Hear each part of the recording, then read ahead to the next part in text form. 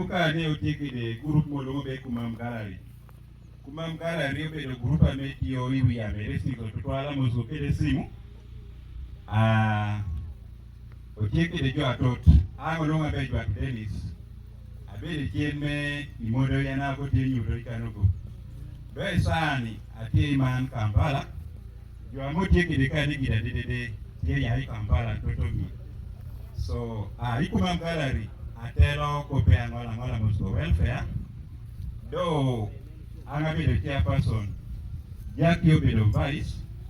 Then otieno kede chairperson alo Kumam Gallery de kede japar. Weka mie kare me yamo apoyo. Kanisa apoyo sana. Apoyo. Kede jo de bila kan apoyo de. Apoyo. Luangano kede nyinga chike kwelo lasani. Ayai ka bede maido kan Kumam kan. So angana tie chairperson ngata telo Kumam Gallery. Yena no be komedo ko pot buta ateke ronyo ngwa yaki. Mimi no wati na be Jackie kina be Kumam Gallery. Lebe do kimara yo.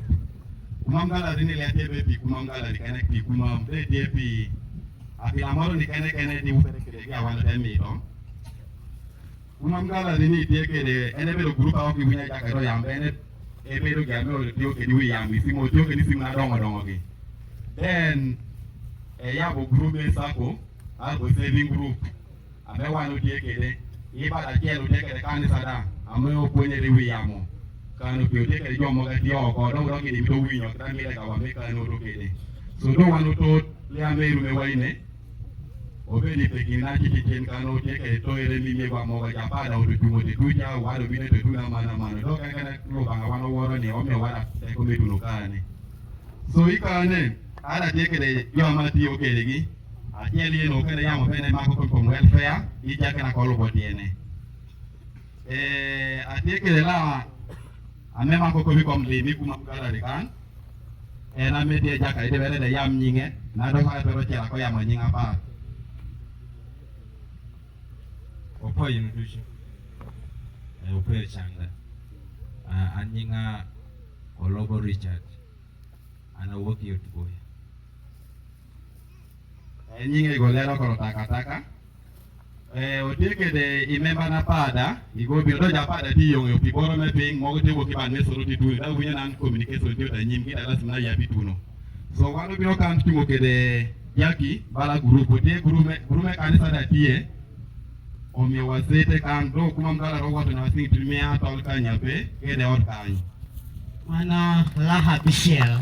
Chikene sharing tumea Piara Beach. mano te kota ko so kanisa me Kumam Gallery TikTok saving group da ko wato gira do ko wato na sing primia ot kan Tumea Piara Beach. Mana jamaa TikTok.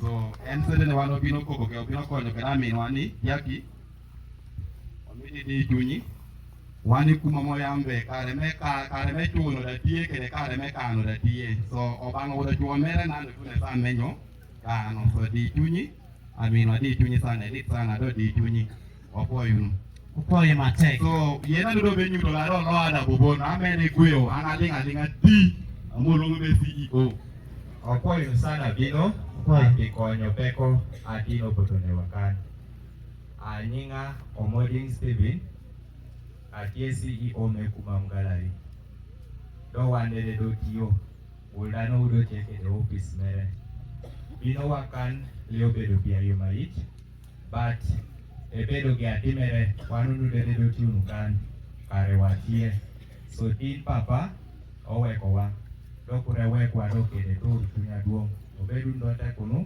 donge mbe yo waino no uldano moro kene obino kan specifically mano pijaki pinyo etie member wachiel Kumam Gallery moro toro penye ko yambe Kumam Gallery bebe Kumam kene singiso otio bukui kama otio ye kuno oko wacho be chie wan kuno otoro konyere kenwa kadi oribere ribere no ni mocho kere karachiel do yamo lewa chiel kape kotio chumo kede karamile da olelo kede opo inu sana pinyuto mara aduong sana ipachokan yenta oto neno nyimjo mago bedo jalem neno bedo iber iya dul opo inu sana omedem kede chunyono to bang'a me polo oro medo wawinyo ye.